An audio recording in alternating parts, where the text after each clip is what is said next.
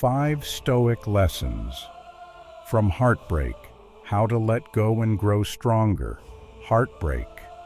It's the quiet storm that rips through your life when no one is looking.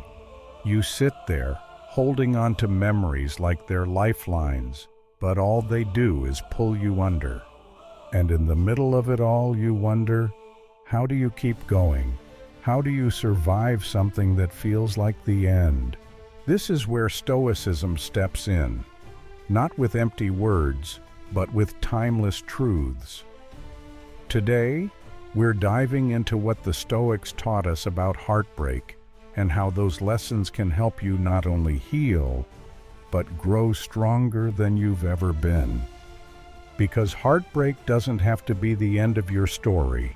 It can be the beginning of something deeper. Number 1. The illusion of control. One of the hardest parts of heartbreak is the feeling of helplessness. You couldn't stop them from leaving. You couldn't make them stay. And now, it feels like everything is out of your hands. You replay the conversations, the final words, the silence. You search for clues. Where did it go wrong? What could I have done? But Epictetus once said, "Some things are in our control and others not." And this, right here, is the foundation of Stoicism. Your thoughts, yours. Your actions, yours. Their love, not yours to command. You can love someone with your whole soul, and they can still leave. You can be your best self and still not be chosen. The more you try to control what was never yours, the more you suffer. Letting go doesn't mean you didn't care. It means you're choosing your peace over your illusion. There is liberation in acceptance, in finally saying, "This wasn't mine to keep." Number 2. Love without possession. The Stoics didn't say not to love. They said to love wisely, with open hands. Seneca wrote, "Love in such a way that you would not be broken if you lose." Think about that. We live in a world that glorifies passion and obsession. But what if true love isn't about clinging? What if it's about honoring the temporary? When you love someone, you must remember, they are not a part of you. They are their own person. Their path may align with yours, or it may not. Stoicism teaches us to enjoy what we have while it's here, to not curse the wind when the flower wilts. If you love a sunset, you don't try to trap it in a box. You just watch, you feel, and you let it fade. This isn't detachment, this is deep presence, deep reverence, to love fully and let go fully. Number 3. The pain is the path. This pain you feel, it's not the enemy, it's your teacher.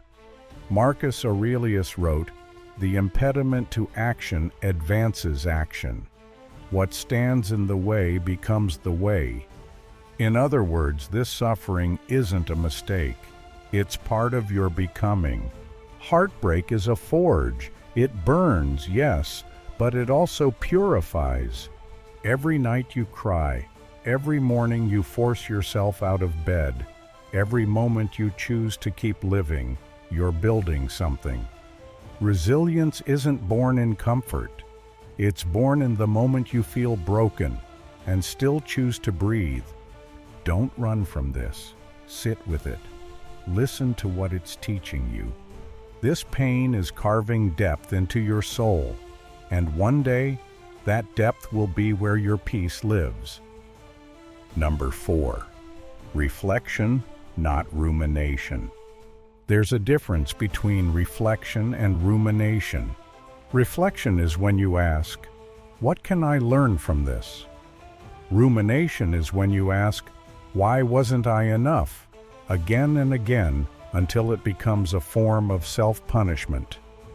Seneca warned us, rehearsing our pain only deepens the wound. Instead of looping the story in your head, put it on paper. Write about what hurt. Write about what you needed. Write about what you'll do differently. When you do that, you're not escaping your emotions, you're organizing them. The Stoics journaled every day, not just to remember but to release. Your journal is not your past, it's your mirror. Use it to see more clearly. If any of this resonated with you, if you've ever felt that silence after love leaves the room, I want you to drop the word stillness in the comments. Stillness is where healing begins.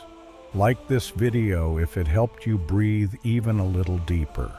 Subscribe if you want more ancient wisdom to guide you through modern storms. And if you know someone who needs this message, share it. Right now, you never know whose night you could change. Number 5, rebuilding the self. You are not what they left behind. You are what you choose to become now.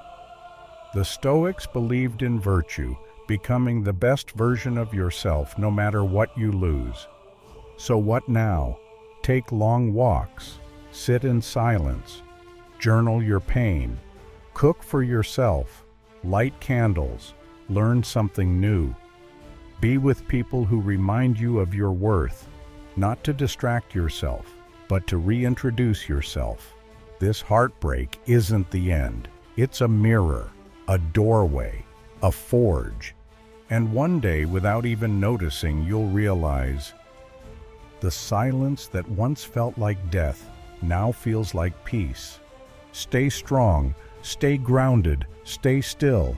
See you in the next one.